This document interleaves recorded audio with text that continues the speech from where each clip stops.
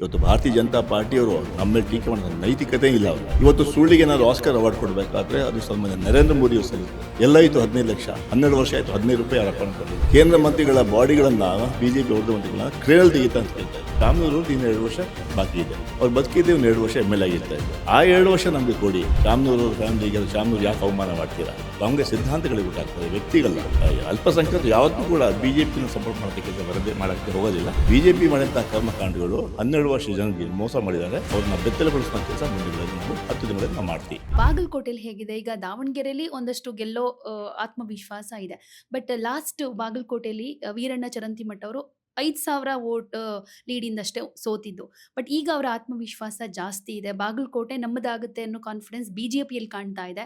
ಏನ್ ಹೇಳ್ತೀರಾ? ಬಿಜೆಪಿ ಅವ್ರು ಕನಸು ಕಾಡ್ತಾ ಇಲ್ಲಿ. ಬಾಗಲಕೋಟೆಯಲ್ಲಿ ಕಾಂಗ್ರೆಸ್ ಗೆಲ್ಲುತ್ತೆ, ನಾವು ದಾವಣಗೆರೆ ಗೆಲ್ತೀವಿ.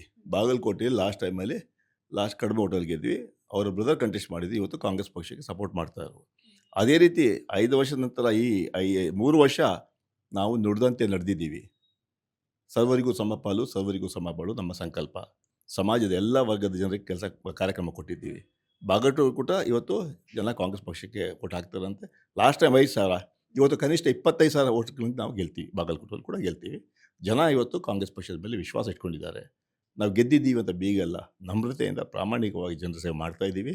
ಇವತ್ತು ಭಾರತೀಯ ಜನತಾ ಪಾರ್ಟಿಯವರು ನಮ್ಮ ಮೇಲೆ ಟೀಕೆ ಮಾಡೋ ನೈತಿಕತೆ ಇಲ್ಲ ಅವರಿಗೆ. ಏನು ಮಾಡಿದ್ದಾರೆ? 12 ವರ್ಷ ಆಯಿತು. ನಾನು ಸಭೆಯಲ್ಲಿ ಹೇಳ್ತಾ ಇದ್ದೆ, ಇವತ್ತು ಸುಳ್ಳಿಗೆ ಏನಾದ್ರು ಆಸ್ಕರ್ ಅವಾರ್ಡ್ ಕೊಡಬೇಕಾದ್ರೆ ಅದು ಸನ್ಮಾನ್ಯ ನರೇಂದ್ರ ಮೋದಿ ಅವರು ಸಲ್ಲುತ್ತೆ. ಅಷ್ಟು ಸುಳ್ಳುಗಳನ್ನು 12 ವರ್ಷದಲ್ಲಿ ಹೇಳ್ಕೊಂಡ್ಬಂದಿದ್ದಾರೆ. ಎಲ್ಲಾಯಿತು 15 ಲಕ್ಷ, 12 ವರ್ಷ ಆಯಿತು 15 ರೂಪಾಯಿ ಅವ್ರ ಅಕೌಂಟ್ ಬರಲಿಲ್ಲ. ಯುವಕರಿಗೆ 2 ಕೋಟಿ ಉದ್ಯೋಗ ಪ್ರತಿ ವರ್ಷ ಅಂತ ಹೇಳಿದ್ರು. 24 ಕೋಟಿ ಉದ್ಯೋಗ ಕೊಡಬೇಕಾಯ್ತು. 24 ಲಕ್ಷ ಕೂಡ ಉದ್ಯೋಗ ಕೊಡೋಂಥ ಸಾಧ್ಯ ಆಗಲಿಲ್ಲ.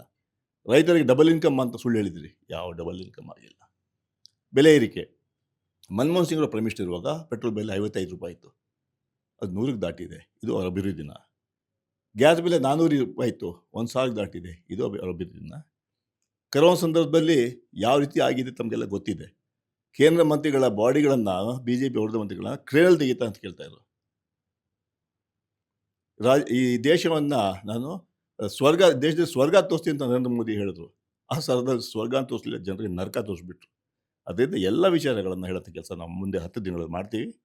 ಅವ್ರ ಆಮೇಲೆ ಕೇಂದ್ರ ಸರ್ಕಾರ ಯಾವ ರೀತಿ ಮಲ್ತಾಯಿ ಧೋರಣೆ ನಮ್ಮ ಸರ್ಕಾರಕ್ಕೆ ಮಾಡ್ತಾ ಇದೆ, ಮಾದಾಯಿ ಕಾರ್ಯಕ್ರಮ ಇರ್ಬೋದು, ಮೇಕೆದಾಟು ಇರ್ಬೋದು, ಇದಕ್ಕೆಲ್ಲ ಜವಾಬ್ದಾರಿ ತೊಗೋಬೇಕಾಯಿತು. 5 ಜನ ಪವರ್ಫುಲ್ ಮಿನಿಸ್ಟರ್ಸ್ ಇದ್ದಾರೆ. ನಿರ್ಮಲಾ ಸೀತಾರಾಮನ್ ರೈಟಲ್ಲಿ, ಲೆಫ್ಟಲ್ಲಿ ಪ್ರಹ್ಲಾದ್ ಜೋಶಿ. ಏನು ಮಾಡಿದ್ರು? ರಾಜ್ಯಕ್ಕೆ ಅನ್ಯಾಯ ಆಗುವಾಗ ಬಾಯಿ ಬಿಡಂತಹ ಶಕ್ತಿ ಕೂಡ ಅವ್ರಿಗೆ ನರೇಂದ್ರ ಮೋದಿಯವ್ರ ಮುಂದೆ ಹೇಳೋಂಥ ಧೈರ್ಯ ಕೂಡ ಇಲ್ಲ. ಇಷ್ಟು ಅನ್ಯಾಯ ಆಗ್ತಾಯಿದೆ. ನಮ್ಮ ಹಣ 100 ರೂಪಾಯಿ ಕೊಟ್ಟರೆ ಬರೋದು ವಾಪಸ್ಸು 13-14 ರೂಪಾಯಿ ವಾಪಸ್ ಬರುತ್ತೆ ಟ್ಯಾಕ್ಸ್ ಮೂಲಕ. ಸೊ ರಾಜ್ಯಕ್ಕೆ ಅನ್ಯಾಯ ಆದರೂ ಕೂಡ ಇವರೆಲ್ಲ ಕಣ್ಮುಚ್ಚಿ ಕೂತ್ಕೊಂಡಿದ್ದಾರೆ. ಇದೆಲ್ಲ ವಿಚಾರಗಳನ್ನು ಜನರಿಗೆ ಹೇಳೋಂಥ ಕೆಲಸ ಮಾಡ್ತೀವಿ. ಜನ ನಮ್ಮ ಕಾರ್ಯಕ್ರಮ ಹಾಗೂ ಬಿಜೆಪಿ ವೈಫಲ್ಯಗಳನ್ನ ನೋಡಿ ಕಾಂಗ್ರೆಸ್ ಪಕ್ಷಕ್ಕೆ ಆಶೀರ್ವಾದ ಮಾಡ್ತಾರೆ. ಸಮರ್ಥ ಒಬ್ಬ ಯುವಕ, ಇದು ಯುವಕರಲ್ಲಿ ಭಾಳ ಹುಮ್ಮಸ್ಸಲ್ಲಿದ್ದಾರೆ. ಅದೇ ರೀತಿ ಶಾಮನೂರ್ ಅವರ ಕೆಲಸ ಕಾರ್ಯಗಳನ್ನು ನೋಡಿ, ಮಲ್ಲಿಕಾರ್ಜುನ್ ಅವರ ಕೆಲಸ ಕಾರ್ಯ ನೋಡಿ ಇವತ್ತು ಈ ಜಿಲ್ಲೆಯ ಜನ ವಿಶೇಷವಾಗಿ ಅವ್ರ ಬಗ್ಗೆ ಸಾಕಷ್ಟು ಒಲವು ಇಟ್ಕೊಂಡಿದ್ದಾರೆ. ಸಮರ್ಥಗೆ ಅತ್ಯಂತ ಹೆಚ್ಚಿನ ಮತಗಳನ್ನು ಗೆಲ್ತಾರೆ. ಕನಿಷ್ಠ 40,000 ಓಟ್ಗಳಿಂದ ಜಾಸ್ತಿ ಅವ್ರು ಗೆಲ್ತಾರೆ ಅಂತ ವಿಶ್ವಾಸ ವ್ಯಕ್ತಪಡ್ತಾರೆ.